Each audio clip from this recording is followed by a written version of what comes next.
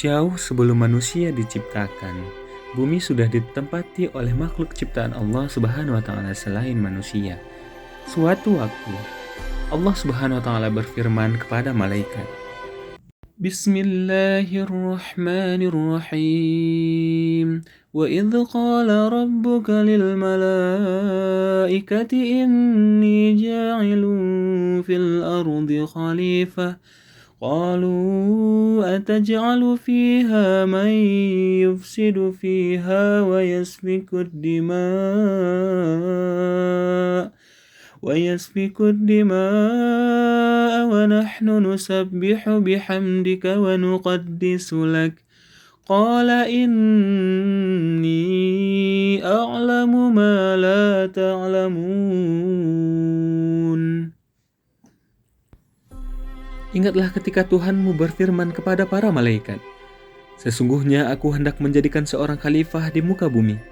Mereka berkata, mengapa engkau hendak menjadikan khalifah di bumi itu orang yang akan memperkerusakan padanya dan menumpahkan darah, padahal kami senantiasa bertasbih dengan memuji engkau dan mensucikan engkau. Tuhan berfirman, sesungguhnya aku mengetahui apa yang tidak kamu ketahui. Seperti yang tertuang dalam Al-Quran Surat Al-Baqarah ayat 30, manusia diciptakan oleh Allah Subhanahu wa taala sebagai khalifah di muka bumi.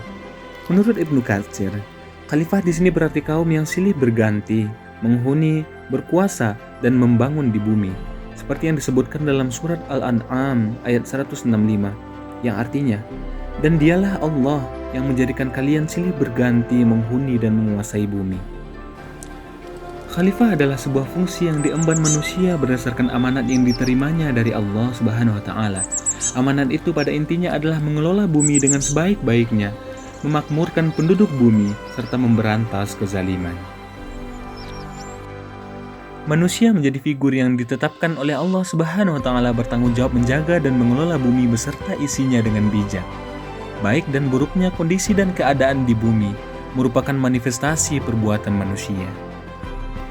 Hingga saat ini, bencana dan musibah yang datang juga tidak terlepas dari perbuatan manusia sendiri. Alam diciptakan oleh Allah Subhanahu wa taala dalam keadaan yang sangat teratur dan seimbang.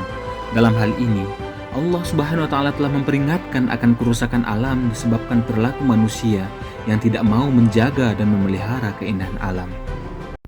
Bismillahirrahmanirrahim. ظهر الفساد في البر والبحر بما كسبت أيدي الناس ليذيقهم بعض الذي عملوا لعلهم يرجعون.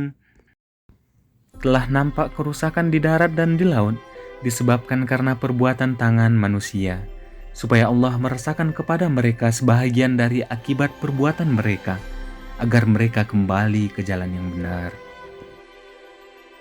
Sudah sejatinya kita sadar karena sudah berbuat kerusakan di muka bumi, baik itu kerusakan dengan jalan maksiat ataupun kerusakan fisik terhadap bumi itu sendiri.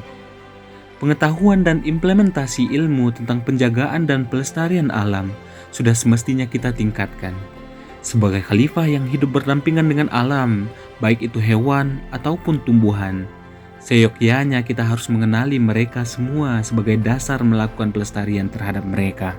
Allah Subhanahu wa taala berfirman dalam Al-Quran Surat Al-Baqarah ayat 31, yang artinya, dan dia mengajarkan kepada Adam nama-nama benda-benda seluruhnya, kemudian mengemukakannya kepada para malaikat, lalu berfirman, sebutkanlah kepadaku nama benda-benda itu jika kamu memang benar orang-orang yang benar.